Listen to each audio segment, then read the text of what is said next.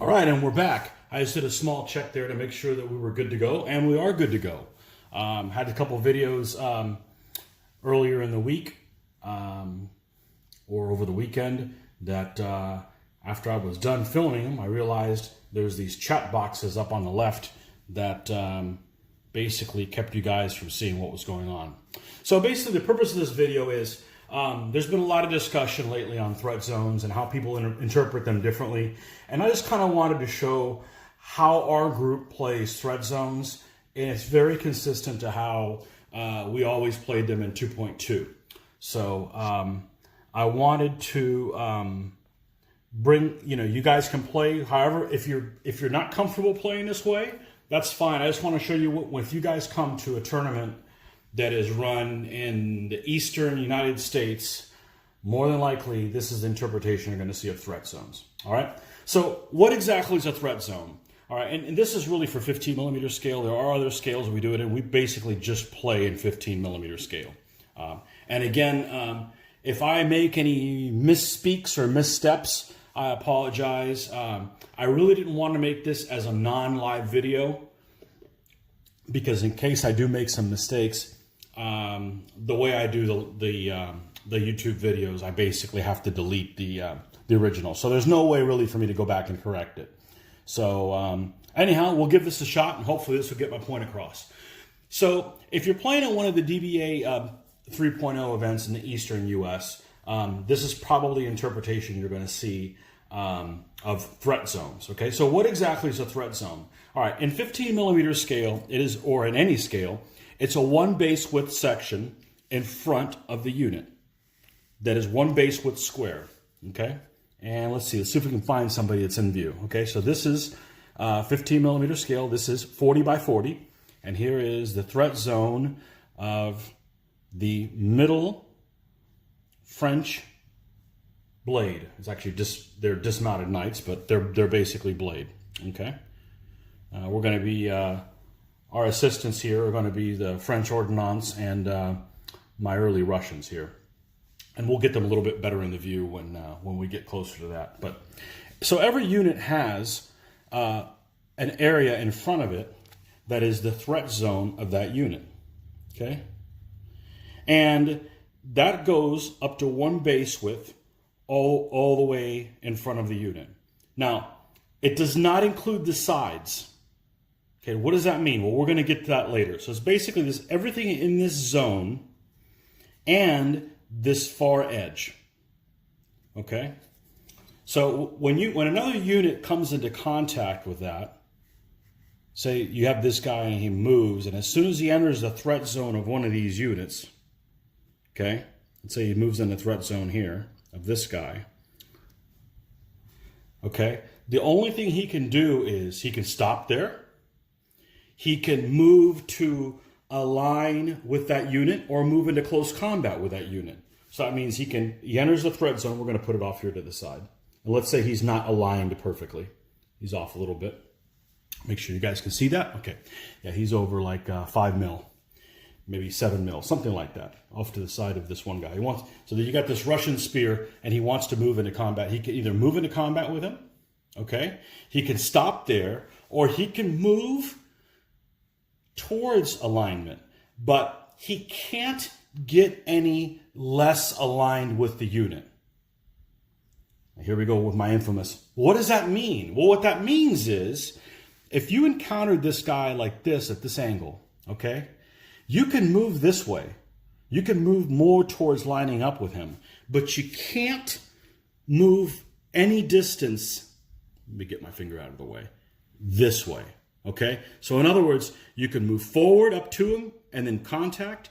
You can move like this, like this. You can move more like this to align with him more. But once you're hitting him, let's say, we're going to say this is 5 millimeters over. If he's 5 millimeters over, none of his movement can be more than that distance farther away from him, because in that point is you're getting farther away from the unit. So in other words, you can't do one of these, well, I moved closer to him. Yeah, but you're farther away from this corner when you did that, So that's kind of the rule that we've always played in the Eastern US, okay? Your group may not see it that way, but that's our interpretation is once you've hit a unit, you can't move farther away from direct alignment with him.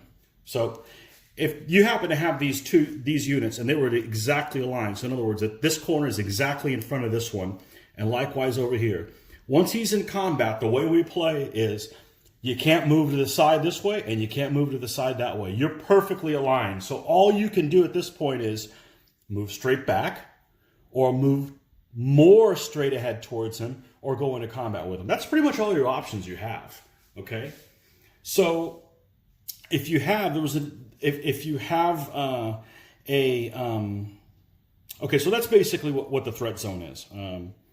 And that's the way we interpret it, okay? If you've got a unit, let's see, we got these two guys, the Russians over here. I'm just gonna move the camera a little bit closer. Let's move this out of the way. Okay. All right, trying to get the lighting here so you guys can get a good view. It's 1080p, hopefully you guys get a good view. We got autofocus on. We got my happy hot light. I know somebody mentioned, I wish there was more light on the thing. This is as good as it's gonna get, folks. It's really bright down here. If it's not coming out, well, that's just the magic of the camera. But anyhow, so if you've got these two units here, they both have, once they, and say they're in each other's threat zone, okay? And it's the bound of the Russians and they want to go into combat, okay? If you want to move as a group, they're going to align towards the guy they're most in line with, okay? So what you do is you take, let's see if I can get something, this dowel should work, okay. You got these units, well, I hit it right on the nail, right on the head. Let's say they're like this, okay? So he's more in line with him, he's more in line with him. If you want to move forward and everybody's in threat zone, so if you look at threat zones, this guy's in his threat zone. Okay, this guy has this guy and this one in the threat zone, and this guy has this one and this one in the threat zone, okay? If you move together as a group, and you want to go into combat, you're going to slide towards the guy you're the most aligned with, okay? Which means you're going to move forward and they're going to slide over, okay? No doubt about it. If you're smack in the middle, we play you have a choice. You can go, it's rarely that it happens that you're exactly smack in the middle. It's more than likely you're more aligned with one unit over the other. But let's take a different situation, okay? Let's say, back to how we were originally, these guys are all in each other's threat zone. It's still the Russian bound, okay? And the Russian has these two guys in his threat zone and these two as well, okay? If you move forward as a group, you're going to slide that way. But let's say, for instance, this is not a blade, okay? Let's say it's somebody that's juicier, okay? Somebody weaker. And now we got the Burgundians fighting for the French. Well, you guys get it, okay? So you got a blade, you got a bow, and you got another blade, all right? And you still have a threat zone here, same situation. But if you move as a group, you're going to align this way. Or maybe you don't want to do that. Maybe you want, well, this guy's got two guys in his threat zone. Why can't I move here? Well, the way you do that is you expend 2 pips. Okay? If you want to only do it for 1 pip, you're going to align towards the unit you're the most aligned with. Okay? But there's no reason why he can't just, okay, for 1 pip, I'll move here. Okay? And now he can, for 1 pip, he's still in the threat zone of him because the threat zone goes through the other unit. Okay? Even though he can't contact him. Okay? And then he could move over here. Now, let's say this doesn't really apply in this situation because they don't give each other any bonuses. But because this penetrates all the way through, if this guy could legitimately move here because he's still in the threat zone of this bow guy. Now, they don't get any bonus, but they could be, for instance, say this was 2 warbands. Now you move the guy behind him and he gets a +1 against him. Okay? Gets an extra +1 for the front guy against him. So that might be a reason to do it. Or maybe it's pikemen. Pikemen can do that kind of thing too. So the threat zone does go through another unit. Okay? Now, the sides don't count. What the heck does that mean? Well, it means that only the far edge at the edge of the threat zone counts. And some people think, well, why did they do that? Well, I wasn't on the playtest group, so honestly, I don't know. But here's how I rationalize it, okay? Let's say let's say this happened, okay? And you went in and he just crushed this bow. So he killed that bow, all right? Let's say this isn't here. Let's say this guy was aligned with someone else. So they're exactly, here we go. Let's say there was a unit, they were in combat. Boom, they crushed him. He's gone. There's no longer anyone here. And he's perfectly aligned with him. Because, you know, there was like, say there was a line of guys here. If the sides did count, then this guy would be in the threat zone of him. Which would seem ridiculous to me. Okay, it gets even better than that. Okay, let's say this guy's not here, and let's say he's not here. Okay, if the sides counted, they're in each other's threat zone. And that makes no sense.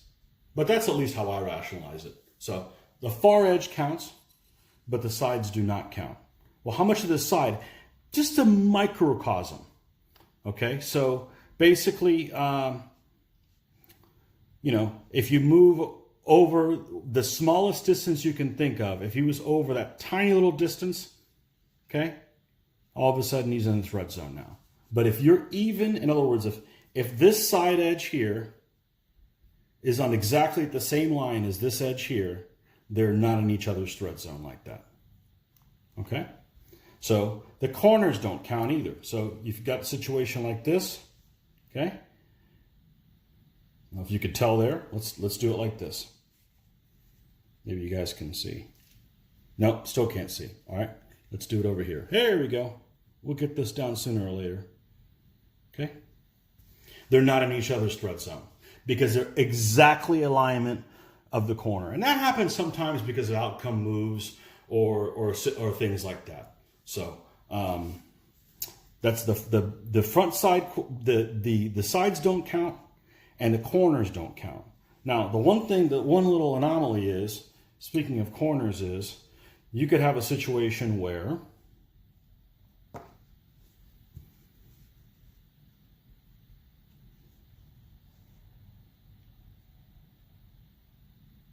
and I don't know how it's going to, I can't exactly set up this situation right now, but let me see if I can explain my way through it and maybe you guys will get the gist of what it is.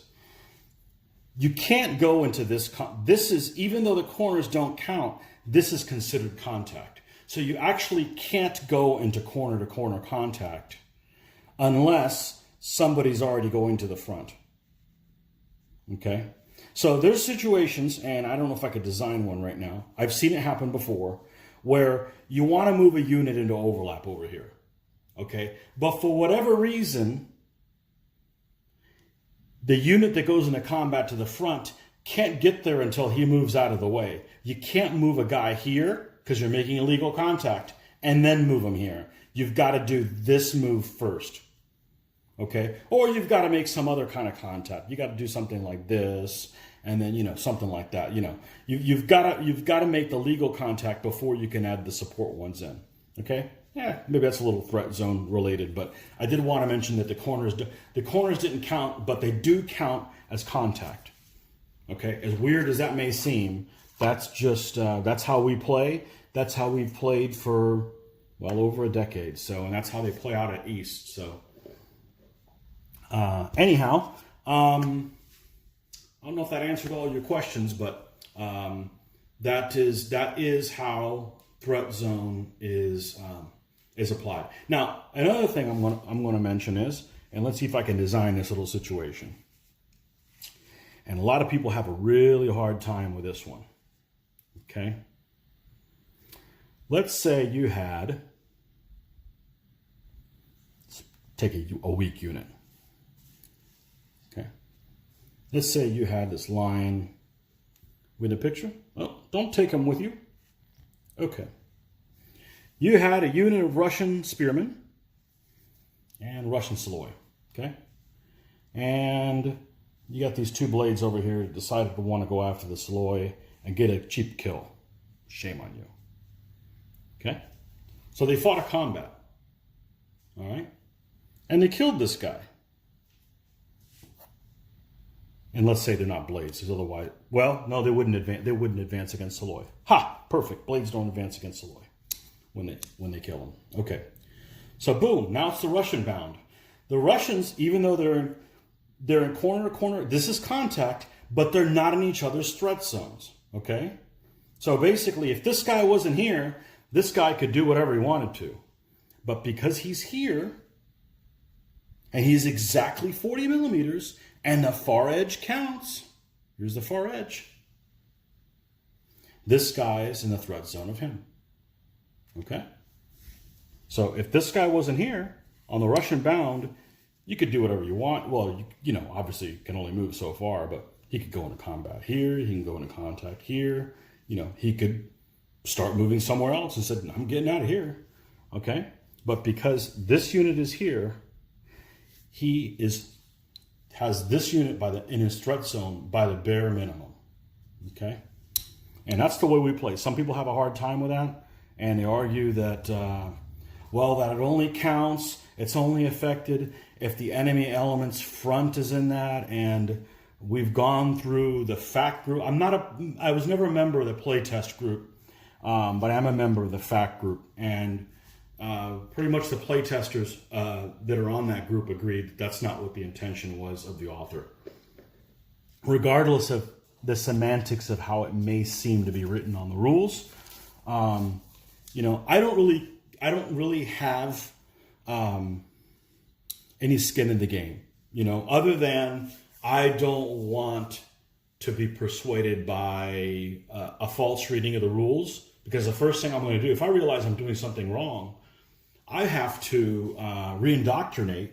Maybe indoctrinate's the wrong term, but I have to retrain everybody that I play games with. And that's a lot of guys, and I do videos and stuff. So I don't want to be led astray until we know for sure that that how we're doing it has been wrong all along. Not saying that we do everything right. There's certainly things that we've gotten wrong throughout the years, but I want to make sure that if we do have something wrong, it is in fact wrong before we go and say, oh yeah, remember that thing we've been doing for like 10 years now? Yeah, it's not that way anymore. We were doing it wrong, and I have to re-indoctrinate how we're doing everything. The last thing we want to do is do that and then find out a couple months later, oh yeah, that was just some guy that really didn't know what he was talking about. Don't listen to him. The author really wanted to do it the way you've always done it. And then we have to go back again. So ultimately, I don't have a skin in the game that it needs to be a certain way or another. I'm just saying this is basically how we've always played and how we've always seen other people play. So the rules are there for a reason for me to paint my toys and play with my toys. Not really. They're just. I'm not there. I'm not a big rules lawyer. Okay. You do need to have rules, but you also need to have a good time. So, anyhow, and be consistent in how you apply the rules. So, we have gotten things wrong in the past before. Unfortunately, we try to do our best. But one thing's for sure: both people were playing by the same set of rules. So, it's still a legitimate game as far as I'm concerned. Like, you'll go to a tournament. I've run tournaments before. Okay, and I've seen people set up the terrain wrong, and they're like halfway through the game. Like, you know, maybe they put wrong terrain in the wrong place, you just go with it, okay? Because ultimately both people decided to play the game with those rules. So you just roll with it. You know, it is just a game. We win absolutely nothing, and we're here to have a good time. So hopefully, at least the people I play with, that's our main goal, is to have a good time. So anyhow, so this is threat zones. Another thing with threat zones is units that shoot, not all units, but bow in particular, that shoot. If someone is in their threat zone, they have to shoot at that unit, okay? So if you got a guy here, okay, and you might have a juicy target over here, say Saloy, that you want to shoot at, okay? They're within arc and everything. You can't shoot over here. You have to shoot at whoever's in your threat zone. Doesn't matter if you're in their threat zone. It's if they are in yours. Okay? So this is your threat zone here. Okay? This is in particular for one of our local players that always gets this wrong. I get other things wrong, but this isn't one I get wrong. But anyhow, it matters if they are in your threat zone. So here, you have to shoot at them. Okay? Here,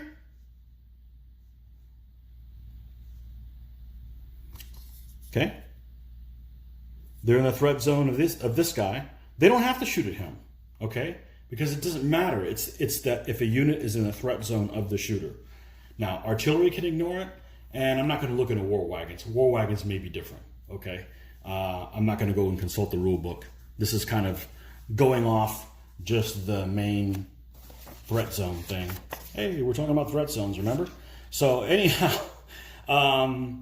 you guys can look that up. War wagons may be the same as both, but I know artillery can ignore it. So if this is an artillery element, do I have one handy?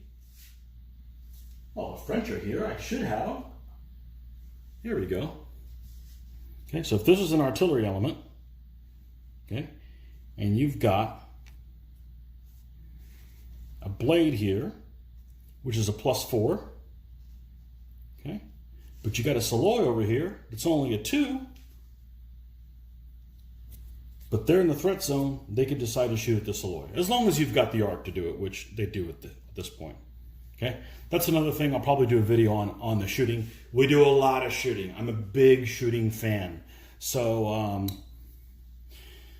I always give people a chuckle when they're watching any games where I have a lot of shooters, because it's almost like I'm trying to get milk out of a brick. I'm trying to use every little corner and double up on somebody, and they don't get a response and all that kind of stuff. So I'm a big shooting fan, and I feel like I'm pretty knowledgeable with as far as shooting goes with the arcs and that kind of stuff. But this is pretty much threat zones. You know, it's pretty simple. They do go through both units, okay? And some people hate that. It never bothered us. It's almost like, okay, well, so don't put your units all the way close. You know, if you don't want to show up in a column here and them both be locked down by one unit, because this is, you know, well, this one in particular is blades. This is spear, but even if it was double spear, the back guy doesn't help any in DBA 3.0. Okay, so you've got this blade guy here that just locked down 2 of your units because he's within 40 millimeters. Okay, so don't bring your guys up. There's several things in DBA 3.0 that are made specifically, I understand, to punish people for bringing a column too close into combat. You know, it freaks them out. Like, there's guys in here, and, you know, maybe, you know, that's the one thing about DBA is you're not necessarily playing these, well, at least in DBA 2.2, this represented 1,000 guys. You know, you're not playing these 2,000 guys individually. You're the overall army commander, and, you know, you don't understand why these guys in the back aren't listening to your orders to maybe, you know, do whatever you want. Your orders may be, you know, hey, why don't you move over here? You can't. You're in the threat zone. So that bothers some people. We kind of like it because it takes things out of your hand, and you got to plan in advance, those type of things. But there's lots of things in DBA 3.0 that punish you for bringing columns into contact with the enemy. For instance, if you can only push back one enemy unit. Okay, so if you've got this column of 3 guys and the blade goes into combat and you get a recoil result with the first spear guy, he picks up, he's gone. Okay, because you can only push one other one other friendly element back. And that's, of course, assuming you're aligned perfectly with him, like they are in that situation. Okay, you can push, you get a recoil, they can recoil back. You got a third guy behind him, he can't, he picks up. Okay, so that's one of those things. DBA 3.0 punishes you for bringing a column too close to the battle lines. So, you know, you stop farther back, okay, and leave yourself a reserve, and don't leave your reserve too close to the element. I think it's cool. It's a way to play the game differently. At least our group embraces that. You know what it is. Both people are playing by the same set of rules.